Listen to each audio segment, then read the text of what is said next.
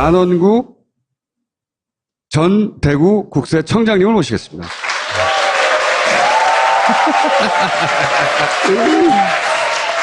여러분이 살면서 국세청장 만나기 어렵습니다. 자꾸 나와서 그렇지. 국세청장 만나기 어려운 고위공직자예요. 전직이라서 그렇지. 자, 하지만 감옥 갔다 왔어요? 2년이나, 예. 이명박 정부 시절에. 근데, 참 신기하게도, 예. 인생 세웅지마라고, 그때 겪었던 일들, 고비고비마다, 그 일들이 사실은 지금 돌아와가지고, 이명박 정권이 노무현 전 대통령이 어떻게 했는가, 혹은 이명박 전 대통령이 자기 재산을 숨기고 감추고 하기 위해서 어떻게 했는가 하는 단서가 되는 사건 길목마다 본인이 원하는 것도 아닌데. 싫었는데, 본인은. 싫었는데.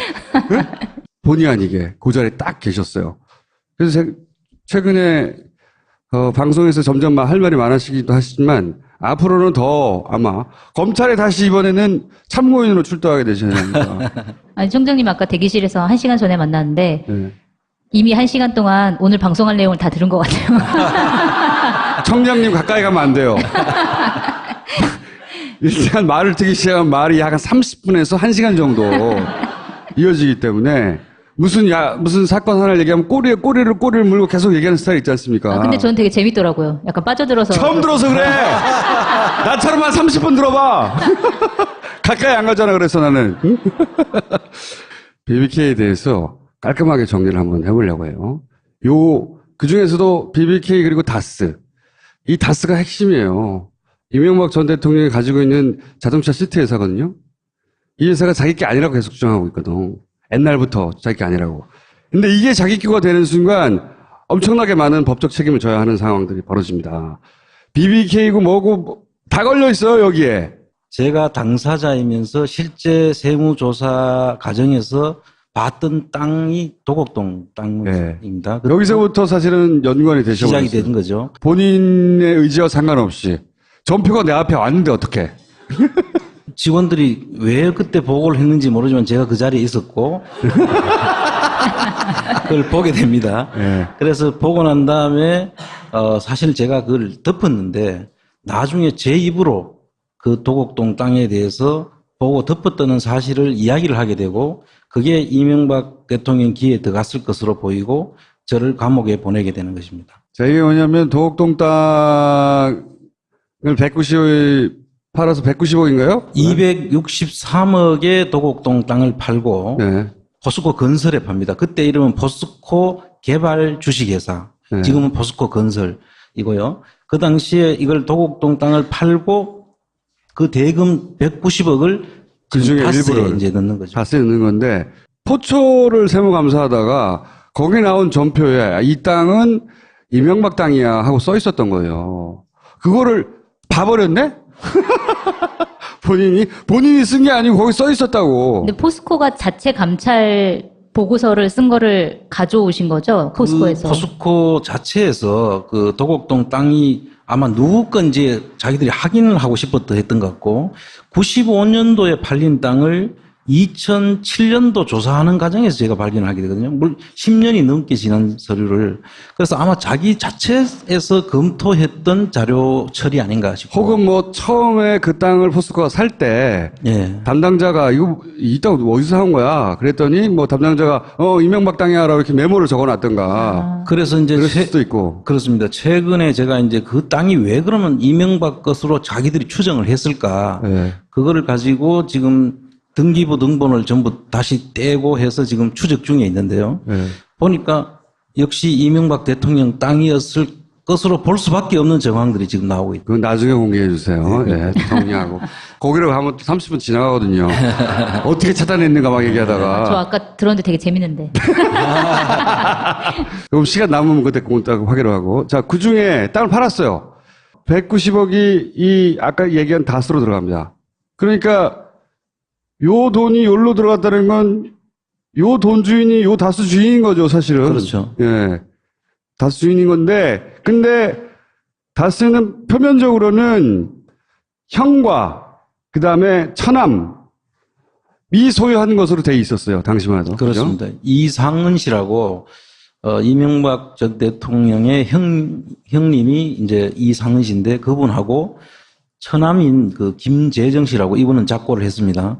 처남인 두 사람이 49%, 46%, 네. 또 5%는 친구분인 그 김모 씨라는 분이 가지고 있는데 네. 그 지분을 가지고 있는 다스에 네. 김재정과 이상은의 소유로 있던 부동산을 팔아서 전부 다 그쪽에 넣습니다. 자, 이 돈이 일로 들어왔죠? 근데 이 돈이 일로 나갑니다. 어디로? BBK로. 예.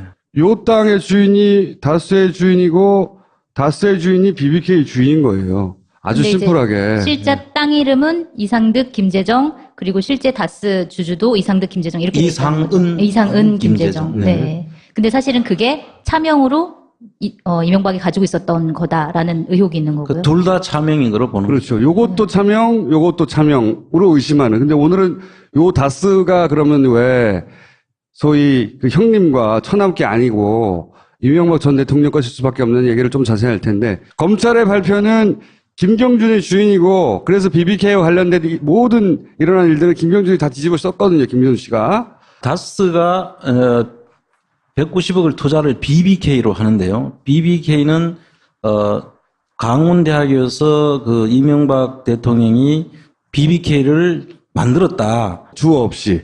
네, 주어 없다. 그래서 나경원 의원이 그 당시에 주어 없다라는 유명한 말씀을 남겼는 그 BBK고요. 네. 거기에 190억을 투자를 합니다. 다스에서. 네. 여기에 생략되어 있는 게 하나 있는데 마프라는 해외 펀드를 통해서 옵셔널 벤처스에다가 다시 돈이 들어가게 되죠. 그 옵셔널 벤처스와 BBK는 동일한 것으로 보면 됩니다. 네, 요거나 똑같아요. 네. 예. 중간에 많은 이름이 등장하는데 다 신경 쓸 거 없고, 왜 옵셔널 벤처스는 거론이 되느냐, BBK 다음에 마지막으로 요 옵셔널 벤처스라는 회사의 형태로 주가 조작을 하고 그렇습니다. 횡령을 하고 튀거든요. 그렇습니다. 그러니까 결국 BBK는 옵셔널 벤처스랑 똑같은 거라고 생각하면 됩니다. 자, 여기에 이제 이 옵셔널 벤처스가 주가 조작 과정에서 일반 투자자들이 여기에 거의 1,000억대에 가까운 돈을 넣었다가 난리죠. 예, 네. 한 700억 정도 되는 네. 돈을 넣었다는 것이고요. 날리고 김경준은 그 BBK라고 허가받은 회사가 허가가 취소가 되면서 그 돈을 가지고 이제 튀는데 예. 그 190억 중에서 50억은 그 다스로 돌려줍니다. 다스를 돌려주고 나머지 삼성생명, 뭐 하나은행 이런 쪽 몇 군데는 전부 다 친절하게 돌려주고 다를 그렇죠. 가지고 380억을 들고 튀는 거죠. 도둑인데 예. 훔친 거를 돌려주고 넘어가요. 근데 돌려준 사람들은 이명박하고 친한 사람들만 돌려주고 일반 투자자들은 안 돌려줍니다. 그리고 튑니다. 예. 그래서 일반 투자자들하고 튀고 난 다음에 그 돈이 스위스 크레딧 은행에다가 그 돈이 예치를 해놓는데 300억을 내채놓죠. 예, 예치해 놓은 것을 이제 소송을 걸어서 달라고 하죠. 그러니까 다 이렇게 연결돼 있어. 만약에 다스가 각하 거라고 하면 김경준 씨에게 적용됐던 혐의들도 다 이제는 그 실주인 다스의 실주인에게 적용돼야 마땅한 겁니다. 감옥 가야 되는 거예요. 요 내용은 이제 자금 흐름을 좀 상세하게 지금 언제 어떻게 흘러갔다는 것 자세히 알고 싶지 않다 이거. 예. 아마 너무 이건 어렵네요. 지금까지 말씀드린 것으로 대체하면 될 것 같아요. 방송이 많이 늦었어. 예전 같으면 이거 가지고 1시간 동안 얘기하거든요. 여기서 주목해야 되는 게 마프라는 곳을 네. 통해서 AM 파파스라는 걸 통해서 LK로 들어간다는 것인데 네, 쿠션으로 한 여기까지는 거고. 알 것이 없습니다. 그냥 이 마프 자체가 네. 이명박 대통령 관련 사모펀드로 추정이 됩니다. 이것도 페이퍼 캠페인이고요. 예. 가짜 회사예요, 가짜 회사. 예. 어쨌든 여기서 바로 들어가지 않고 쿠션 먹고 막 들어가요. 근데 이 모든 게 다 필요 없고 BBK 하나하고 아까 얘기했던 옵셔널 벤처스만 알면 됩니다. 왜냐하면 돈 문제를 해결하기 위해서 옵셔널 벤처스라는 거를 네. 만들어내는 거죠. 김경준이 이제 도망갈 때 190억 중에 50억만 돌리고 140억 안 돌려줬잖아요. 이 140억을 왜 안 돌려줬을까 제가 생각을 해본 적이 있어요. 그때 140억 돌려줬으면 일이 안 벌어졌어요. 안 벌어지죠. 근데 140억은 가지고 가요. 안 돌려주고. 각하 주변은 다 돌려줬는데 딱 50억만 돌려주고 가거든요. 왜 안 돌려줬을까 생각해 본 적이 있는데 만약에 그 돈까지 돌려주고 가면 너무 짜고 치는 고스톱 같은 거예요. 이명박 소유라는 게 너무 분명하게 그렇죠. 드러난다. 네, 이명박과 이명박 주변만 왜 돈을 다 돌려줬냐 이렇게 되잖아요. 그러니까 도둑이 재발견인다고 요 돈은 50억만 돌려주고 이명박 돈도 떼먹은 것처럼 하고 간 거예요. 저는 나중에 해외에서 이 사건이 잠잠해지고 나면 돌려받거나 나눠 먹거나 했을 거라고 봐요. 그렇죠. 예. 왜냐하면 각하는 돈에 관한 한 실패를 용납하지 않아요. 여기서 스위스은행에 300을 예치했잖아요. 요 돈들 300억을 갖고 튄 거예요. 그 스위스은행이 집어넣은 거거든요. 그럼 각하의 감정이입을 해봐요. 제가 연구해온 각하는 돈에 관한 실패를 용납하지 않아요. 돈을 190을 넣었다가 190억을 빼는 것은 이건 용납이 안 되는 겁니다. 190을 넣었지만 자기가 쏟아본 시간과 에너지가 있잖아요. 이자를 쳐서 돌려받아야 되는 거예요. 실제로 나중에 이자까지 달라고 해서 그러니까 요 갖고 튄 300억을 나중에 저는 내가 보기엔 나눠 먹으려고 했어요. 140억보다 더 많이 받으려고. 그렇죠. 네. 자기가 원하는 대로 그리면 안 됐지만 어쨌든 이 과정을 통해서 사기를 이 사람들 대상으로 쳐서라도 돈을 모아가지고 그거를 나눠 먹으려고 했는데 근데 이제 일반 투자자들이 소송을 거는 바람에 그게 안 된 건가요? 그런 것도 있지만 기본적으로 저는 김경준 씨하고의 딜의 실패가 있었을 것이다. 김경준 씨 입장에서 무슨 소리야. 난 지금 미국으로 도망 나왔고 다 내가 뒤집어 쓰게 생겼는데 그 300억 중에 자기 포션을 굉장히 크게 얘기했을 것이고 또 각하는 무슨 소리냐. 내가 다 판을 깔아서 된 건데 이게 합의가 안 됐을 것이다. 그렇습니다. 그 가능성이 대단히 높다라고 저는 봅니다. 왜냐하면 그때 소송을 바로 하지 않아요. 만약에 각하가 자기 돈 140억을 누가 먹고 튀었잖아요? 가만히 있을 사람이 아니잖아요. 근데 다스는 140억을 먹고 튀었는데 김경준 씨한테 처음에 소송을 안 해요. 예. 네, 냅둬 그냥. 그때 뭐 검찰이 중간에서 또 협상을 붙이기도 하고 했다는 이야기도 있죠. 그리고 이거는 이명박 그 후보가 나오기 전 2000년, 2001년, 2002년 이런 사이에 벌어진 일이거든요. 그때는 언론의 주목을 이렇게 받지 않았기 때문에 아마 둘 사이에 막 협상하고 이렇게 했을 거야. 잘 안 됐어. 잘 안 돼서 이제 나중에 140억 돌려달라고 소송을 한 거예요. 그 다음에 옵션을 배치저스에 돈 넣었던 사람들이 또 김용준 씨한테 돈 내라고 한 것이고. 그 돌려주는 과정인데 이제 각하는 이제 그때하고는 다르게 대통령이 됐으니까 청와대 민정부 외교부 검찰을 통해서 막 돈 내놓으라고 계속 역사를 지고 흔들죠. 김경준은 감옥에 갇혀 있고 다 뒤집어 쓰고 막 흔들죠. 그래서 결국 140억을 받아내죠. 140억을 2011년도에 받아냅니다. 받아내가지고 다스로 입금된 사항을 확인했습니다. 이게 저 이전에 자기가 사업하려고 벌였던 회사 이게 실패하자 그 소위 주가 조정해가지고 300억 가지고 튀어서 나중에 나눠 먹으려고 했던 것으로 추정되는 그 돈 중에 최소한 140원 도로 돌려내라 해서 대통령 된 다음에 그 끝까지 받아낸 거예요. 이게 이제 LA 총영사한테 김경준 관련해서 뭐 알아서 조사하고 뭐 이런 내용. 외교관한테 청와대에서 지시하는 거예요. 대통령으로서 자신의 돈 140억을 받기 위해서 여러 외교관, 루트를 통해서 네. 이 총영사는 요청을 원래 변호사였어요. BBK. 그러니까 140억을 돌려받기 위한 변호사였던 김모 변호사를 김재수 변호사를 LA 총영사로 임명을 하죠. 그 자체도 말도 안 되는 거죠. 또 그뿐만 아니라 같이 일하던 또 양모 씨를 청와대 행정관으로까지 채용을 합니다. BBK 팀을 청와대하고 외교부에 꽂는 거예요. 그래서 그거를 계속 다스 측하고 청와대에 있는 행정관하고 LA 총영사하고 주고받은 그 내용들이 여기에 지금 서류로 지금 나타난 것입니다. 이것은 청와대 민정에서 작성한 겁니다. 예. 그리고 이런 얘기도 해요. 이제 압박 수단이죠. 에리카 킴을 그러면 범죄인 인도 청구를 하면 그러면 김경준 씨가 자기 누나니까 압박을 느낄 거 아니에요. 갖은 수단을 다 간과합니다. 예. 그리고 이제 그 돈을 못 빼가게 동결을 시키고 싶어 하고, 예. 이걸 다 민정과 외교 라인에서 했던 것이고, 그 다음에 뭐 도피사범, 하여튼 결론은 뭐냐면 알아본 거예요, 자기들끼리. 한국 정부에서 스위스 계좌를 동결을 시킬 수 있느냐? 대통령인데 자기가 대통령인 권한을 이용해서 자기 돈이 딴 데로 못 빠져나가게 스위스의 한국 정부의 이름으로 요청하려고 했던 거죠. 예. 대단한 140을 돌려받으셨어요. 결국은 대통령이 된 다음에도. 그렇습니다. 돌려받으신 이야기고, 청장님은 언제 말씀하시는 건가요? 잠깐만 기다려봐요. 요 앞에까지 내가 해야 돼요. 안 그러면 2시간짜리이기 때문에. 자, 이제부터 이제 다스 주인이 진짜 누구냐. 그런데 이제 묘하게도 자. 2010년도에 그 아까 등장했던 김재정 씨라는 분이 2010년 2월 달에 갑자기 돌아가십니다. 처남이신 거죠? 이명박 네. 대통령이. 49%를 소유하던 최대 주주. 최대 주주죠. 예. 일대 주주인 그 김재정 씨가 죽고 난 뒤에 변화가 저렇게 상속 후에 변화가 일어나는데요. 이제 그 부분을 오늘 집중적으로 이제 예. 설명을 드리려고 합니다. 권영민 씨는 김재동 씨의 부인입니다. 예.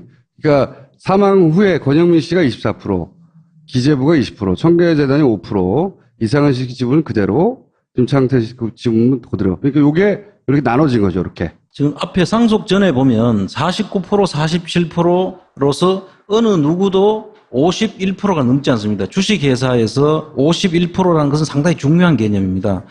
51%를 가지고 있어야만 경영권 행사가 가능하고요. 51%가 넘지 않으면 누구도 경영권 행사를 하기 힘드는데 황금 분할을 해놨죠. 자기 처남과 형을 49%, 47% 거의 반을 주면서도 51%를 넘기 위해서는 여기 김창대 씨의 4%가 절대적인 역할을 할 수 있도록 해놨죠.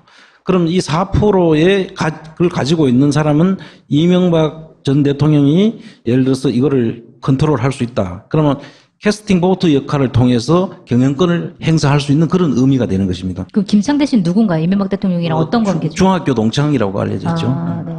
그래서 이 상속 후에 이 구조가 황금 분할된 캐스팅 보트 역할이 무너지면은 이명박 대통령 입장에서는 굉장히 곤란하죠. 엄청난 곤란을 겪게 될 왜냐하면 거죠. 법적으로는 명백하게 다른 사람 명의로 돼 있잖아요. 만약에 이상은 씨가 이거 내 거야! 주장하기 시작하면 법적으로는 어떻게 할 도리가 없는 거예요. 그래서 이 다스 상속 지분에 대해서 51%를 어느 누구에도 넘기지 않고 그 캐스팅 보트 역할을 뒤에 보이지 않는 손에 의해서 할 수 있는 그런 구조를 만드는데 이 상속 검토가 계속 이루어지는데 대안이 한 6개 정도 대안을 가지고 검토를 합니다. 사망했잖아요. 49%가 이제 정리를 해야 되잖아요. 그렇다고 그 전 부인한테 다 물려줄 수도 없잖아요. 정리를 해야 되니까 이게 청와대에서 검토한 겁니다. 청와대에서. 청와대 자료인 건가요, 이게? 청와대 내 민정 라인 하고 다스 측하고 주고받은 자료라고 합니다. 근데 그러니까 청와대에서 작성된 것은 아닐 수도 있고요. 청와대에서 어떤 기관을 통해서 검토 의견을 받아서 다스한테 준 것으로 일단 추정이 됩니다. 그 민정 라인 누군가가 작성한 걸로 추정되는데 네. 여하간 요 문서를 청와대하고 있는 누군가하고 다스에 있는 누군가가 주고받은 그 주고받은 당사자한테 문서를 확보한 거거든요. 김재정 씨가 아까 대리인으로서 차명으로 그걸 소유하고 있었는데 그분이 돌아가시니까 그 다음에 대리를 해줄 사람이 없는데 이거를 누구를 어떻게 해야지 내가 더 계속 이거를 유지할 수 있을까를 그렇죠. 고민한 흔적이 여기 있다라는 그 말씀이죠. 이명박 전 대통령이 다스의 실제 주인이 아니라면 이런 걸 할 이유가 없잖아요. 이거는 어디서 해야 되냐면 그 유가족들이 해야 되는 거예요. 알아서 네. 자기네들이 이제 왜냐하면 자기 재산이니까. 그리고 상속세를 내야 될 그 당사자도 그 유족들이죠. 상속을 자기들이 받고 자기들이 재산이니까 자기 아버지가 돌아가셔서 부인이나 그 자식들이 자기들이 내야 되는 재산인데 그 검토를 그 가족들은 한 사람도 여기에 관여를 하지 않고 있습니다. 김재동 씨가 다스의 주인이었다면 실제 49% 세대주였다면 김재동 씨 유가족과 다스가 이걸 의논하고 있었어야죠. 그 또 하나가 제일 중요한 게 여기서 검토된 대안 중에 하나가 전 재산을 이 주식 전부를 청계재단에다가 기부하는 방안도 검토를 하고 있어요. 만약에 김재동 씨의 재산이라면 자기 전 재산을 이명박한테 주겠다는 거예요. 왜? 자기 자식들도 있고 부인도 있는데 왜 전 재산을 이명박의 청계재단한테 주냐고. 그런데 그것도 이 안에서 검토되고 있습니다. 다스에서 보전해 주어야 할 금액 요거 이렇게 돼 있죠. 유족들이 자기들 상속 재산을 신고를 하는데 왜 다스에서 돈을 보전을 해줘야 된다고 저렇게 검토를 하느냐는 거죠.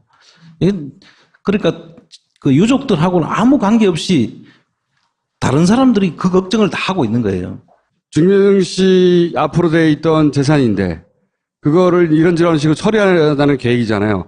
그러면 틀림없이 김재동 씨 쪽에서 불만을 또 삼아서 문제 일으키지 않을까. 그러니까 어떻게 보존해 줘야 된다. 이거를 김재동 씨 자기 재산이면 할 리가 없잖아요. 내가 그거를 주식을 내고 주식으로 그 상속세를 내고 나를 보존해야 돼. 이게 말이 안 되잖아요. 유가족들이 그냥 기본적으로 책임지고 해야 될 일인 거죠, 사실은. 그렇죠. 그렇게 되면. 근데 그걸 다른 사람이 논의를 했다라는 얘기인 거고. 아무런 이유가 없는 거예요. 예. 그렇습니다. 그 불만을 무마시키기 위한 계획 중에 하나인 거지, 이게. 그리고 이게 이제 상속받는 사람들 입장에서는 그 상속세를 내야 되지 않겠습니까? 상속세를 낼 수 있는 방법은 현금과 부동산, 그럼 주식 이런 게 있는데 이분들 입장에서는 그 주식을 팔아서 낼 수도 있지 않습니까? 팔게 되면 제3자가 가져가게 되니까 그거를 막기 위해서 그러면 어떻게 돈을 빌려줄 것인가도 걱정을 하고요. 그 다음에 물납을 안 하고 다스 자체가 그 주식을 사는 방법까지 검토를 합니다. 그렇게 되면은 어떤 현상이 벌어지냐 하면은 2대 주주로 있던 이상은 형이 한 76% 정도의 지분 상승이 생겨버립니다. 자기 주식을 사게 되면 주식을 소각한다 그러는데 자기 주식을 사서 주식을 없애면서 지분율만 올라가게 되는 것이거든요. 그러니까 만약에 그렇게 되면 이명박 전 대통령의 지배력은 더 떨어지는 거죠. 그러니까 형의 지배력이 그만큼 올라가는 형이 거예요. 사실상 회사를 지배하게 되죠. 법적으로. 그러니까 형이 땡깡을 부리기 시작하면 방법이 없어지는 거예요. 근데 그렇게 되면 안 되잖아요. 그걸 막기 위한 검토도 있다는 거예요. 그래서 제가 처음에 말씀드릴 때 그 51%라는 그게 상당히 중요한 기준이 되는데요. 76%를 가지게 되면 형의 회사가 되는 것이죠. 그렇죠. 그거는 원치 않는 거예요. 그래서 검토 끝에 나온 내용이 물납이라는 형태로 이제 그 주식을 주식으로 납부하는 내자. 그래서 변화된 주식에 기재부가 국고를 관리하는 기재부에서 세금으로 받은 돈이 20%예요. 회사는 계속 성장세였거든요, 매년. 지금 20% 가치지만 나중에 되면 이게 10%만으로도 그 돈이 될 수 있잖아요. 그렇습니다. 그 주식을 내는 건 매우 아까운 일이에요. 그런데 그거 외에는 방법이 없는 거예요. 부인의 이름으로 똑같이 지분율 47%로 해두면 안 되는 건가요? 그리고 나머지 그 상속세는 나머지 부동산이나 이런 것들을 처분해가지고. 그럼 부동산을 처분하게 되면 말씀해 주세요. 무슨 문제가 생기는지. 부동산을 김재정 씨 이름으로 부동산을 67만 평. 여러분 잘 기억을 못 하실 텐데 여의도 면적이 82만 평이라고 하거든요. 네. 그럼 엄청난 면적의 전국에 땅이 이제 있는 거죠. 엄청난 부자예요. 예. 그걸로 따지면. 그 부동산을 먼저 납부를 하게 돼 있거든요. 비상장 주식보다는 부동산을 먼저 물납을 하는 게 원칙인데 네. 그거를 또 막기 위해서 그 땅들은 지금 저희들이 확인하면서 보니까 그 땅을 사놓고 어떤 원인에 의해서든지 다 부동산이 상승한 땅이에요. 그러니까 아까운 거죠. 그걸 팔게 되면 물납으로 엮게 되면. 그리고 그 땅이 김재동 씨 땅이 아니기 때문에. 그럴 가능성도 있겠네요. 실제로 그럼 부동산으로. 먼저 나와서 이야기인데 그 부동산이 평가 금액이 그 부동산 67만 평뿐만 아니라 거기에 들어있는 콘도와 뭐 이런 그 대원권 뭐 이런 것들을 포함해서 평가 금액이 63억 정도밖에 안 돼요. 여의도랑 비슷한 면적의 땅인데 그게 63억밖에 안 된다는 게 약간 말이 안 되는 것 같은데요. 그래서 지금 그 부분을 지금 저희들이 지금 또 찾고 있습니다. 지금 그 부분에 대해서는 이게 제대로 평가가 됐고 신고가 제대로 됐는지. 그건 별도로 얘기하기로 하고. 여하간 부동산으로 할 수 없어서 예. 해서는 안 돼서 누군가 이익이 걸려져서 안 돼서 팔면 오히려 이득이 못 손해니까. 주식으로 내게 됩니다. 근데 그 주식으로 내게 하기 위해서 여러 가지 또 꼼수가 동원되죠. 그 부동산들은 완전한 김재정 씨 소유 것이면 부동산을 물납을 먼저 하게 돼 있습니다. 그걸 막기 위해서 거기에다가 돈을 뭐 190만 원 정도를 빌리고 채권 최고 금액 190만 원 빌린다든지 한 4천만 원 정도 빌리면서 근저당권을 설정하고 이 땅을 팔 수 없다. 왜? 근저당이 설정돼서 얼마? 190만 원. 원래는 순서대로 하면 부동산 먼저 처분해가지고 상속세를 내야 되는데 그렇게 하면 부동산으로 손해니까 처분할 수 없는 이유를 만들어내고 네. 그 다음에 이제 주식으로 내게 거기다 하는. 더 웃기는 거는 그 부동산이 위에 이제 부동산 위에 지상권이 있지 않습니까? 토지가 있으면은 그 토지 위에다 건물을 짓고 이렇게 활용할 수 있는 지상권이라는 게 있는데 그 지상권을 아예 설정을 해버립니다. 30년간. 그럼 그 땅을 살 사람이 없어지겠죠. 예. 근데 보니까 지료가 없습니다. 지상권을 쓰려 그러면 지료를 내고 써야 되지 않겠습니까? 근데 그 지료도 없이 은행 같은 곳에서 지상권을 설정하게 하는데 그게 상식적으로 결국 못 팔게 하기 위한 조치라고 봐야죠. 자기들이 이제 검토를 쭉 한 다음에 결론을 냈어요. 아, 이거 주식으로 내는 게 맞다. 그러면 다른 가능성들. 그럼 왜 땅으로 안 내? 땅으로 못 낼 이유들을 다 만들어 놓는 겁니다. 그래서 이제 주식으로 몰고 가는 거예요. 그렇습니다. 법도 굉장히 잘 알고, 그리고, 그러니까 손실을 굉장히 꼼꼼하게 따졌어요. 이럴 경우 돈이 얼마 손해나고 어쩌고저쩌고. 그렇습니다. 꼼꼼하게 따진 결론이 이제 주식으로 넘긴다예요. 이 자료가 중요한 것이 이 중간에 보시면은 이제 부동산 그 김재정 씨 명의가 부동산으로 올라갔던 것입니다.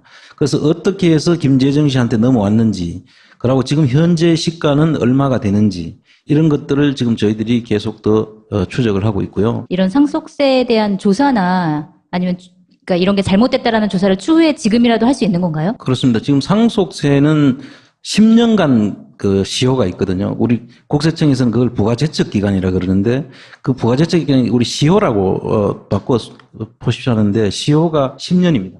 그래서 지금이라도 그 내용이 평가가 잘못됐다든지 또 그 빠졌는 재산이 있다든지 하면은 국세청이 이제 조사를 해야 되는 것이죠. 그럴 기간이 지금 충분히 남아 있다. 이게 2010년도에 돌아가셨기 때문에 2020년까지는 시효가 살아 있고 더 연장을 하면 2025년까지도 가능한 부분이니까 이거는 충분히 앞으로 기간이 남아 있다. 아, 검토안에는 다스를 제외한 검토안도 있어요, 참.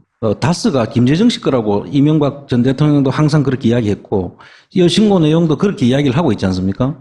그런데 다스를 아예 김재정 씨 상속세에서 빼고 검토하는 아닙니다. 결국은 그것이 다른 사람 것이다. 김재정 씨 것이 아니다라고 이제 하려고 할 때 이제 검토하는 아닌데 그랬을 때 세금이 얼마나 나오는지를 검토했던 내용도 검토 대안에 포함이 되어 있습니다. 근데 유가족들은 불만이 없나요? 그래서 보존 얘기도 나온 거고. 현재까지 뭐 소송이나 이런 건 없는 거예요? 이건 제가 보기엔 추정인데, 김재정 씨에 대해서 이제 평가하기를 주변에서, 일종의 재산 관리인, 이명박의, 평생 차명을 대준 사람. 96년도에 이명박 대통령이 종로 국회의원 선거에서 당선이 되는데요. 그걸 도왔던 당시 그 비서관이었던 김유찬 씨라가 있는데 그분이 쓴 책 속에 보면 김재정 씨는 이명박 대통령의 재산 관리인이었다. 돈이 없었어요, 이 양반들이. 땅이 60몇만 평에 다스 주식 49%가 있었는데 세금을 제대로 못 냈어요, 이 사람들이. 요 문서만으로도 김재정 씨나 그 유가족들이 검토한 내용이 일 수가 없다, 도저히. 이걸 검토한 사람이 주인이에요. 어떻게 하면 세금을 줄일 수 있을지, 다스라는 회사에 영향이 적게 할 수 있을지 이 부분만 가지고 검토한 문건이기 때문에 이 검토자가 실제 주인이라고 추정할 수가 있겠죠. 자, 이건 뭡니까? 이 문서는 이제 저희들이 찾다가 아까 그 부동산 중에 하나인데 이명박 대통령이 근저당 채무자로서 등장을 하는 문건입니다. 근데 이 채무자가 등장을 해서 언제 돈을 빌렸냐, 여기 나오는 게 그 190만 원인가 그렇죠? 이명박이라고 써 있어요. 이게 채권 채무가 190만 원이에요. 한 35만 평 정도 되는 땅이에요. 근데 190만 원. 네. 근데 물론 80년도이기는 하지만 150만 원이면 지금 아마 1,500만 원 정도에 되겠죠. 그런데 그때 당시에 150만 원을 채무자로서 등재가 돼 있는데 그래서 하도 이상해가지고 폐쇄 등기부 등본이라고 있습니다. 이 전산 이기가 되기 전에 수기로 돼 있는 폐쇄 등기부 등본이 있는데 80년 이전에 거. 예, 80년 이전의 거를 가서 저희들이 확인을 해보니까 이 땅이 원래 이명박 대통령 거였더라고요. 전산화되기 이전에 손으로 된 거를 찾아봤어요. 요게 폐쇄 등기 등본. 네. 찾아봤더니 이 땅이 원래 이명박 거였다. 그래서 보니까 80년도에 근저당권을 설정했는데 이게 김재정 씨로 넘어간 시기가 82년도예요. 그래서 제가 이 82년도에 김재정 씨가 했는데 왜 그 전에 이명박 대통령이 근저당권을 설정을 해주고 채무자로 올라가 있을까? 이건 이상하다. 그래서 폐쇄 등기부 등본을 저희들이 확인을 했더니 실제 소유주는 이명박 대통령이었고 김재정 씨한테 매매로 넘긴 것으로 지금 확인이 된 것이죠. 자, 그럼 이걸 해설해 주세요. 이거 의미하면 뭡니까? 결국 이명박 대통령의 명의를 형식은 매매를 취했고 실질적으로는 김재정 씨 것으로 이름만 빌려가지고 매매 형식으로 이름을 빌려서 옮겨놓은 것이 아닌가. 땅을 차명화하는 과정인 거죠. 거침없이 여기도 보면 근저당권이 설정돼 있고 거침없이. 그다음에 여기 지상권 설정이라고 해요. 30년간 지상권을 설정을 해줍니다. 나중에 보면 그러니까 이런 권한을 설정해 놓으면 땅을 마음대로 사고 팔 수가 없어요. 이 처남한테 넘기면서도 네, 못 팔게 한 거죠. 못 팔게 한 거죠. 네. 만약에 차명인데 땅을 다 넘겨 보십시오. 그냥 깔끔하게. 그럼 처남이 몰래 팔 수 있잖아요. 그렇잖아요? 그리고 팔아놓고 법적으로 문제 삼으려고 해도 둘 사이에 싸울 수 있지만 법적으로 문제 삼을 수가 없잖아요. 법적으로 처남 건데 그렇게 못하게 하려고 근저당을 설정해 놓는 거예요. 조금씩. 그러니까 부동산은 이런 방식으로 그다음에 주식은 아까 51%가 넘지 않는 그 황금 비율을 가지고 캐스팅 보트 역할을 할 수 있는 방법으로 해서 실질적인 통제를 하는 사람이 그 누가 있다. 그게 누구냐 이거죠. 누굽니까 그럼 그게? 박근혜입니까?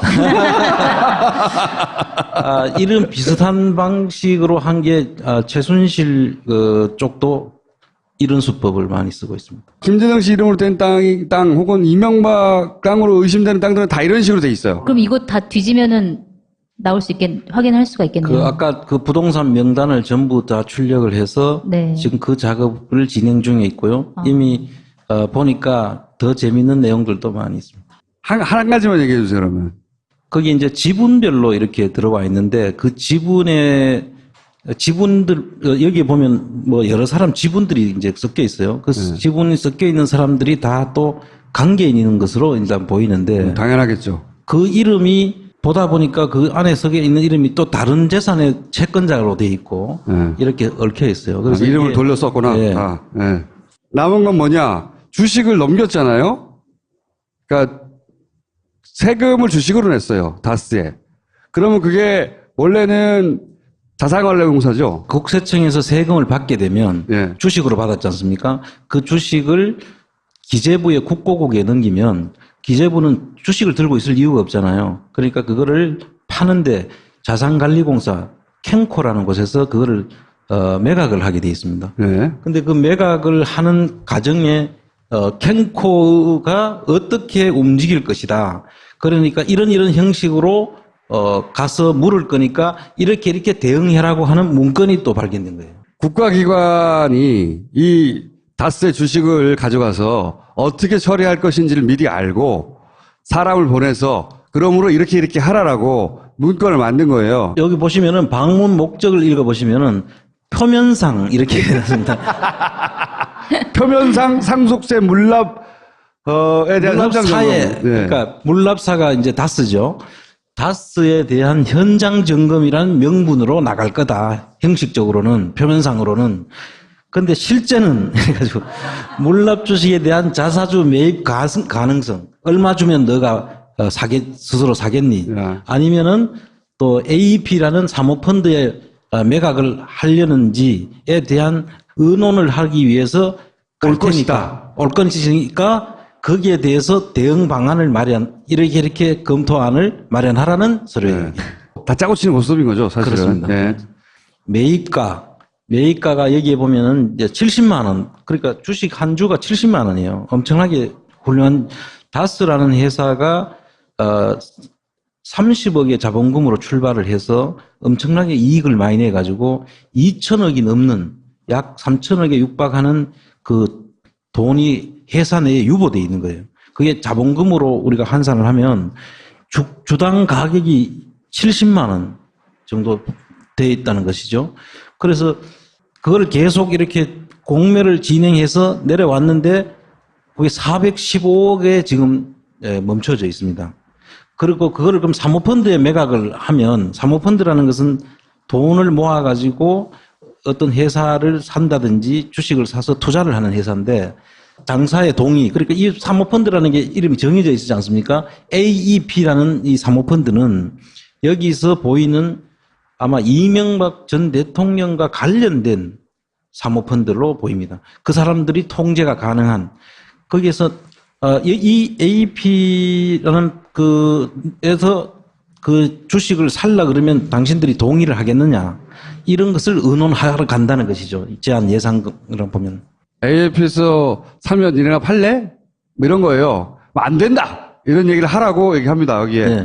부당성을 강하게 어필해라. 정말로 팔리게 되면 제3자가 개입이 되는 거죠. 지금까지는 국가와 가족들만 가지고 있는 것인데 제3자가 개입하면은 주총도 열어라 그러고 뭐 회사 정보도 달라고 하면 안 줄 수 없죠. 또 일부 감사 선임이라든지 이런 것들은 그 사람들한테 이제 맡겨져야 될 수도 있습니다. 대주주는 빠지니까. 그러니까 국가기관이 가지고 있을 때 상관이 없어요. 경영에 예. 침범하는 것도 아니고 그냥 가지고 있는 거니까. 근데 이거는 국가는 주식을 가지고 있으면 뭐예요? 팔아야지. 세금을 거두는 게 목적이니까. 근데 왜 아직도 안 팔고 있는 거죠? 저기 2012년. 처음에는 가격을 너무 높게 책정해가지고 계속 유찰이 됐어요. 6회까지 유찰이 됐는데도 415억 원이에요. 한 900억 이상 그 평가가 된 거죠. 그것도 기법이라고 봅니다. 못 사게 아무도. 예, 못 사게. 엄청나게 비싸게 해놓고 또 한 가지 이유도 있어요. 주진우 기자 취재하면 저거 이명박 건데 사면 안 된다, 이거. 시장에서 알고 건들지 마라. 라고 했다고도 하는데 그 이전에 너무 비싸서 안 샀고 그래서 고스란히 있어요, 아직도. 근데 자기네들이 매입할 수 있는 거잖아요. 그거는 왜 안 한 거죠? 회사 내에는 그 주식을 도로 살 돈이 있어요. 3천억 이상. 충분히 살 수 있어요. 보통 그렇게 사서 끝내버려요. 보통은. 그런데 그럴 경우에 그 회사, 아까도 말씀하셨잖아요. 자사주를 매입해서 소각해야 되는데 그러면 주식의 분모가 작아지잖아요. 분모가. 그럼 똑같은 주식수를 가지고 있어도 지분율이 커질 거 아닙니까?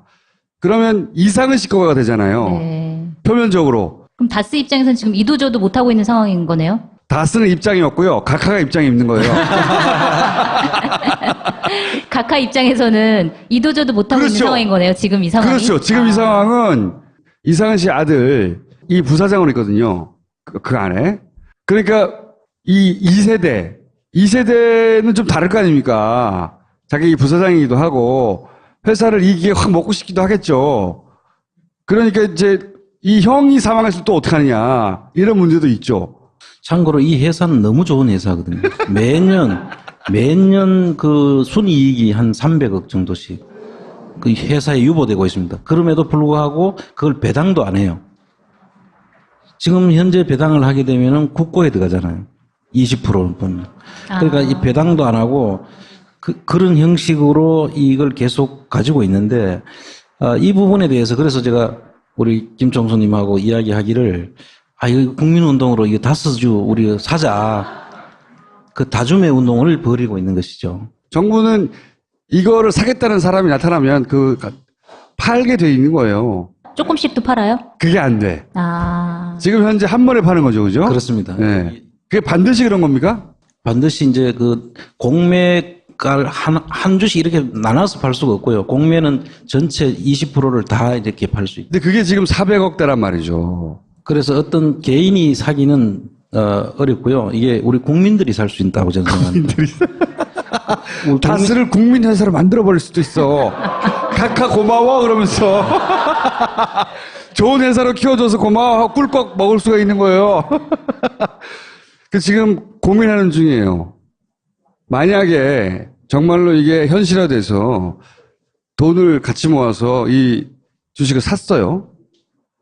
그러면 이제 주주가 몇천 명이 될 수도 있고 몇만 명이 될 수도 있고 뭐 누군가 한 사람을 대리인을 내실 수도 있고 여하간 그렇게 되면 각하가 얼마나 곤란하겠습니까? 그렇습니다. 실제로 51%를 막기 위해서 욕심쟁이!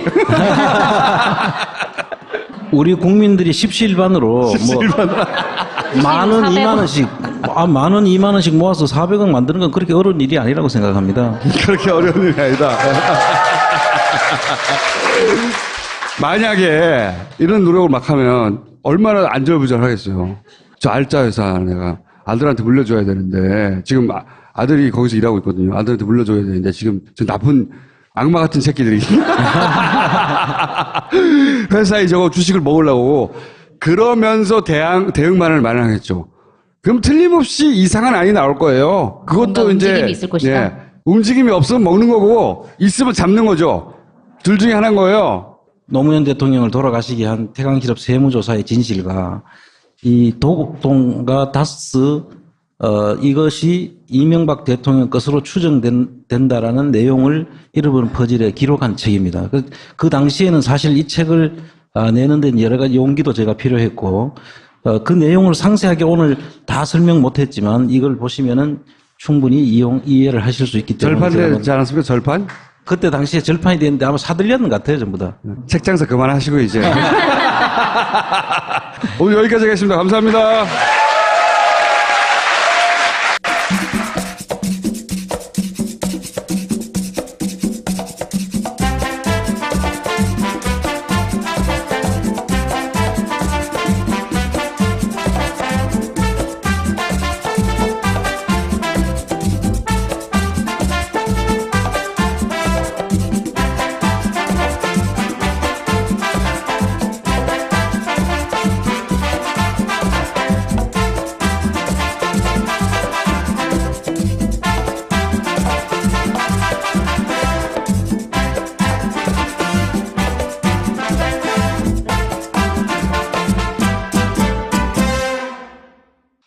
PPL이 있어요.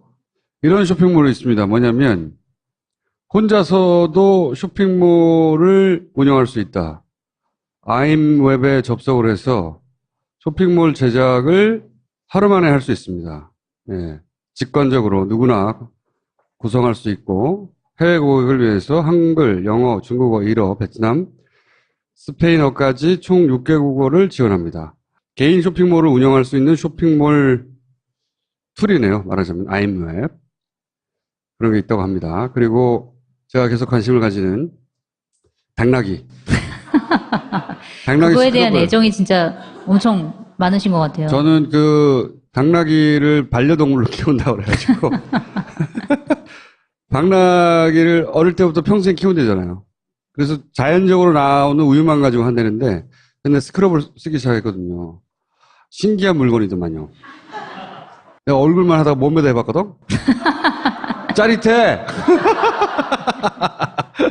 자, 스크럽도 나왔어요. 예.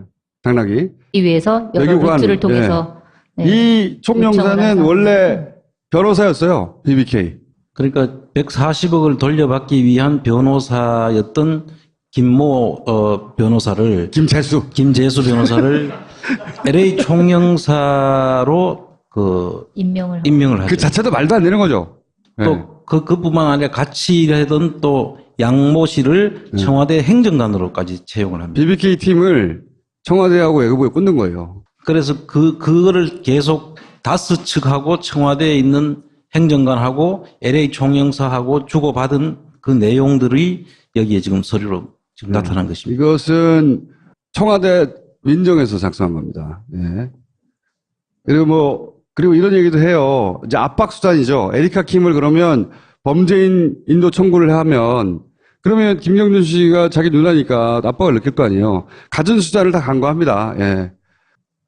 그리고 이제 그 돈을 못 빼가게 동결을 시키고 싶어 하고, 예. 이걸 다 민정과 외교 라인에서 했던 것이고, 그 다음에 뭐 도피사범, 하여튼 결론은 뭐냐면 알아본 거예요, 자기들끼리. 한국 정부에서 스위스 계좌를 동결을 시킬 수 있느냐? 대통령인데 자기가 대통령인 권한을 이용해서 자기 돈이 딴 데로 못 빠져나가게 스위스에 한국 정부의 이름으로 요청하려고 했던 거죠. 예. 대단한 140을 돌려받으셨어요. 결국은 대통령이 된 다음에도 그렇습니다. 돌려받으신 이야기고. 청장님은 언제 말씀하시는 건가요? 잠깐만 기다려봐요. 요 앞에까지 내가 해야 돼요. 안 그러면 2시간짜리이기 때문에. 자, 이제부터 이제 다스 주인이 진짜 누구냐. 그런데 이제 묘하게도 2010년도에 아까 등장했던 김재정 씨라는 분이 2010년 2월 달에 갑자기 돌아가십니다. 처남이신 거죠? 이명박 네. 대통령이. 49%를 소유하던 최대주주. 최대주주죠. 네. 일대주주인 그 김재정 씨가 죽고 난 뒤에 변화가 저렇게 상속 후에 변화가 일어나는데요. 이제 그 부분을 오늘 집중적으로 이제 네. 설명을 드리려고 합니다. 권영민 씨는 김대중 씨의 부인입니다. 예. 그러니까 사망 후에 권영민 씨가 24%, 기재부가 20%, 청계재단이 5%, 이상한 씨 지분은 그대로, 김창태 씨 지분은 그대로. 그러니까 요게 이렇게 나눠진 거죠, 이렇게. 지금 앞에 상속 전에 보면 49%, 47%로서 어느 누구도 51%가 넘지 않습니다. 주식회사에서 51%라는 것은 상당히 중요한 개념입니다. 51%를 가지고 있어야만 경영권 행사가 가능하고요. 51%가 넘지 않으면 누구도 경영권 행사를 하기 힘드는데 황금 분할을 해놨죠. 자기 처남과 형을 49%, 47% 거의 반을 주면서도 51%를 넘기 위해서는 여기 김창대 씨의 4%가 절대적인 역할을 할 수 있도록 해놨죠. 그럼 이 4%의 그걸 가지고 있는 사람은 이명박 전 대통령이 예를 들어서 이거를 컨트롤할 수 있다. 그러면 캐스팅 보트 역할을 통해서 경영권을 행사할 수 있는 그런 의미가 되는 것입니다. 그럼 김창대 씨는 누군가요? 이명박 대통령이. 안원구 전 대구 국세청장님을 모시겠습니다.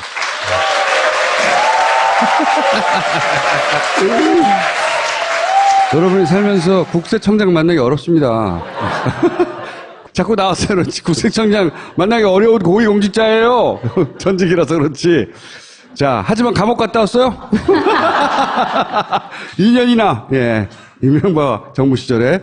근데 참 신기하게도, 예.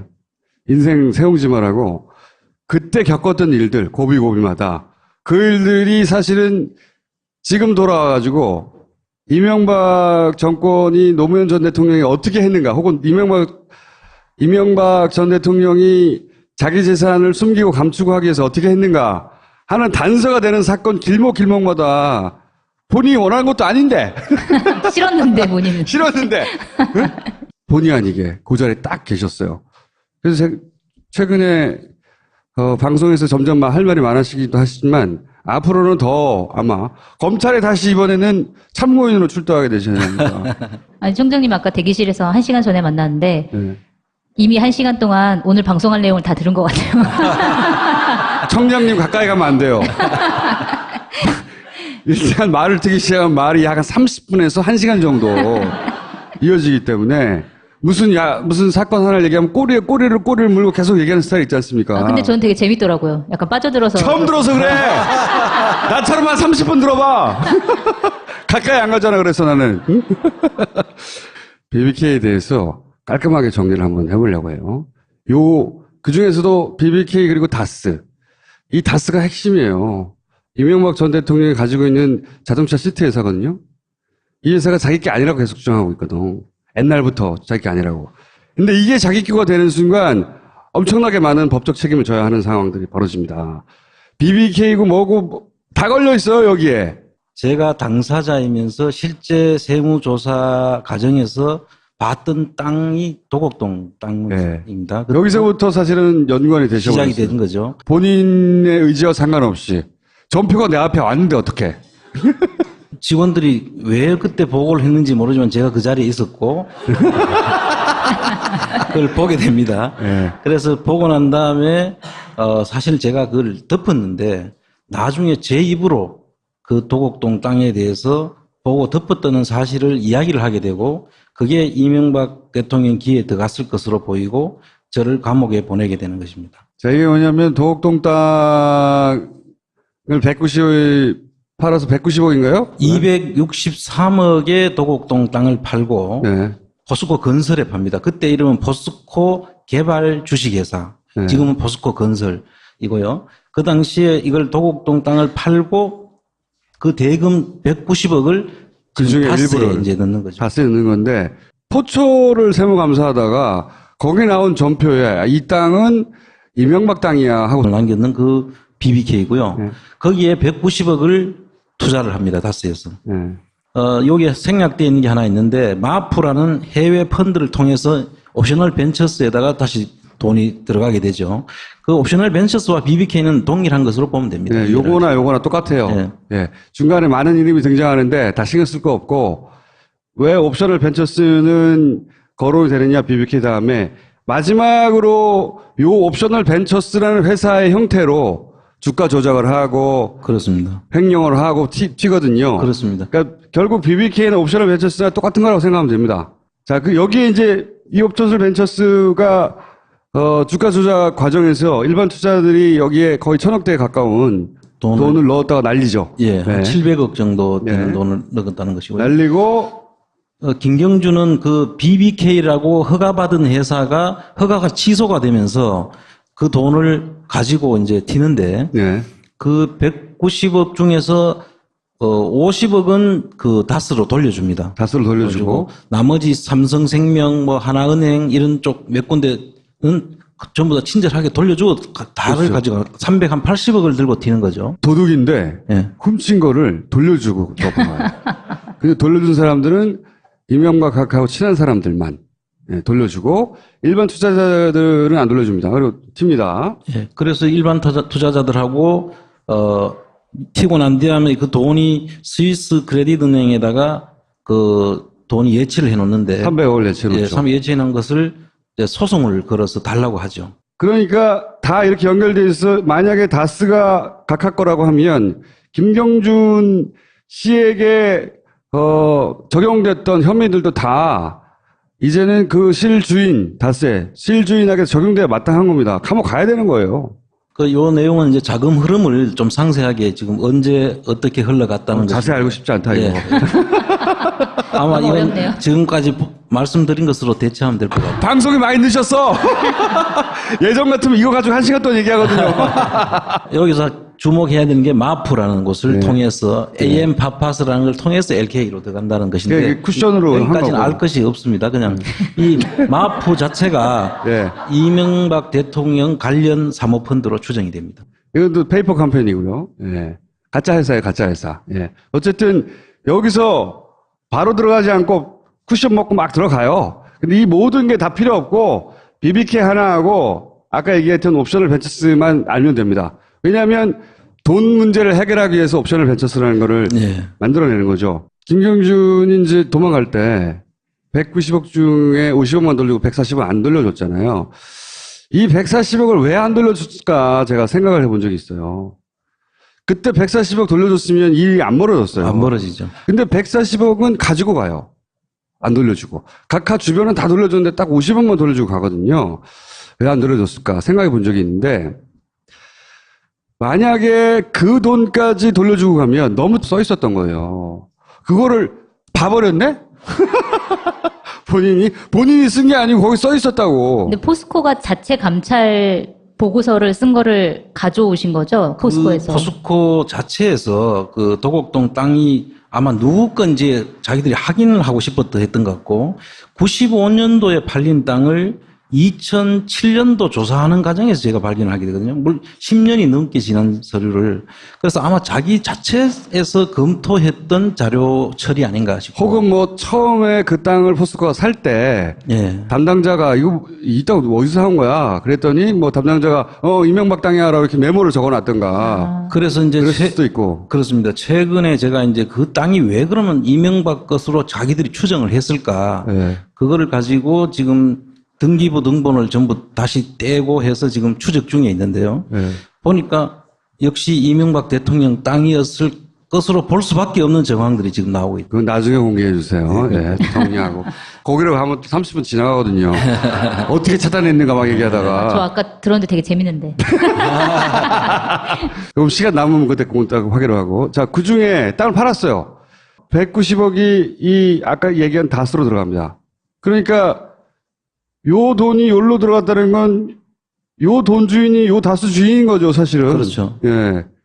다스 주인인 건데, 근데 다스는 표면적으로는 형과 그 다음에 처남이 소유한 것으로 돼 있었어요, 당시만 해도. 그죠? 그렇습니다. 이상은 씨라고 이명박 전 대통령의 형님이 이제 이상은 씨인데 그분하고 처남인 그 김재정 씨라고 이분은 작고를 했습니다. 처남인 두 사람이 49%, 46%, 네. 또 5%는 친구분인 그 김모 씨라는 분이 가지고 있는데 네. 그 지분을 가지고 있는 다스에 네. 김재정과 이상은의 소유로 있던 부동산을 팔아서 전부 다 그쪽에 넣습니다. 자, 이 돈이 일로 들어왔죠. 근데 이 돈이 일로 나갑니다. 어디로? BBK로. 예. 요 땅의 주인이 다스의 주인이고 다스의 주인이 BBK 주인인 거예요. 아주 근데 이제 심플하게. 실제 땅 이름은 이상득, 김재정, 그리고 실제 다스 주주도 이상득, 김재정 이렇게 돼 있다는 거죠. 이상은, 이상은, 김재정. 김재정. 네. 근데 사실은 그게 차명으로 이명박이 가지고 있었던 거다라는 의혹이 있는 거고요. 그 둘 다 차명인 거로 보는 거죠. 그렇죠. 요것도 차명, 요것도 차명으로 의심하는. 근데 오늘은 요 다스가 그러면 왜 소위 그 형님과 처남께 아니고 이명박 전 대통령 것일 수밖에 없는 얘기를 좀 자세히 할 텐데 검찰의 발표는 김경준이 주인이고 그래서 BBK와 관련된 이 모든 일어난 일들을 김경준이 다 뒤집어 썼거든요. 김경준 씨가. 다스가 190억을 투자를 BBK로 하는데요. BBK는 강원대학에서 그 이명박 대통령이 BBK를 만들었다. 주어 없이. 네, 주어 없다. 그래서 나경원 의원이 그 당시에 주어 없다라는 유명한 말씀. 짜고 치는 고스톱 같은 거예요. 이명박 소유라는 게 너무 분명하게 그렇죠. 드러난다. 네, 이명박과 이명박 주변만 왜 돈을 다 돌려줬냐 이렇게 되잖아요. 그러니까 도둑이 재발 저린다고 요 돈은 50억만 돌려주고 이명박 돈도 떼먹은 것처럼 하고 간 거예요. 저는 나중에 해외에서 이 사건이 잠잠해지고 나면 돌려받거나 나눠 먹거나 했을 거라고 봐요. 그렇죠. 예. 왜냐하면 각하는 돈에 관한 한 실패를 용납하지 않아요. 여기서 스위스은행에 300억을 예치했잖아요. 요 돈들 300억을 갖고 튄 거예요. 그 스위스은행에 집어넣은 거거든요. 그럼 각하의 감정이입을 해봐요. 제가 연구해온 각하는 돈에 관한 실패를 용납하지 않아요. 돈을 190억을 넣었다가 190억을 빼는 것은 이건 용납이 안 되는 겁니다. 190억을 넣었지만 자기가 쏟아본 시간과 에너지가 있잖아요. 이자를 쳐서 돌려받아야 되는 거예요. 실제로 나중에 이자까지 달라고 해서 그러니까 요 갖고 튄 300억을 나중에 저는 내가 보기엔 나눠 먹으려고 했어요. 140억보다 더 많이 받으려고. 그렇죠. 네. 자기가 원하는 대로 그리면 안 됐지만 어쨌든 이 과정을 통해서 사기를 이 사람들 대상으로 쳐서라도 돈을 모아가지고 그거를 나눠 먹으려고 했는데 근데 이제 일반 투자자들이 소송을 거는 바람에 그게 안 된 건가요? 그런 것도 있지만 기본적으로 저는 김경준 씨하고의 딜의 실패가 있었을 것이다. 김경준 씨 입장에서 무슨 소리야. 난 지금 미국으로 도망 나왔고 다 내가 뒤집어 쓰게 생겼는데 그 300억 중에 자기 포션을 굉장히 크게 얘기했을 것이고 또 각하는 무슨 소리냐. 내가 다 판을 깔아서 된 건데 이게 합의가 안 됐을 것이다. 그렇습니다. 그 가능성이 대단히 높다라고 저는 봅니다. 왜냐하면 그때 소송을 바로 하지 않아요. 만약에 각하가 자기 돈 140억을 누가 먹고 튀었잖아요? 가만히 있을 사람이 아니잖아요. 근데 다스는 140억을 먹고 튀었는데 김경준 씨한테 처음에 소송을 안 해요. 예. 네, 냅둬 그냥. 그때 뭐 검찰이 중간에서 또 협상을 붙이기도 하고 했다는 이야기도 있죠. 그리고 이거는 이명박 그 후보가 나오기 전 2000년, 2001년, 2002년 이런 사이에 벌어진 일이거든요. 그때는 언론의 주목을 이렇게 받지 않았기 때문에 아마 둘 사이에 막 협상하고 이렇게 했을 거야. 잘 안 됐어. 잘 안 돼서 이제 나중에 140억 돌려달라고 소송을 한 거예요. 그 다음에 옵션을 배치저스에 돈 넣었던 사람들이 또 김용준 씨한테 돈 내라고 한 것이고. 그 돌려주는 과정인데 이제 각하는 이제 그때하고는 다르게 대통령이 됐으니까 청와대, 민정부, 외교부, 검찰을 통해서 막 돈 내놓으라고 계속 역사를 지고 흔들죠. 김경준은 감옥에 갇혀 있고 다 뒤집어 쓰고 막 흔들죠. 그래서 결국 140억을 받아내죠. 140억을 2011년도에 받아냅니다. 받아내가지고 다스로 입금된 사항을 확인했습니다. 이게 저 이전에 자기가 사업하려고 벌였던 회사 이게 실패하자 소위 주가 조정해가지고 300억 가지고 튀어서 나중에 나눠 먹으려고 했던 것으로 추정되는 그 돈 중에 최소한 140억은 도로 돌려내라 해서 대통령 된 다음에 그 끝까지 받아낸 거예요. 이게 이제 LA 총영사한테 김경준 관련해서 뭐 알아서 조사하고 뭐 이런 내용. 외교관한테 청와대에서 지시하는 거예요. 대통령으로서 자신의 돈 140억을 받기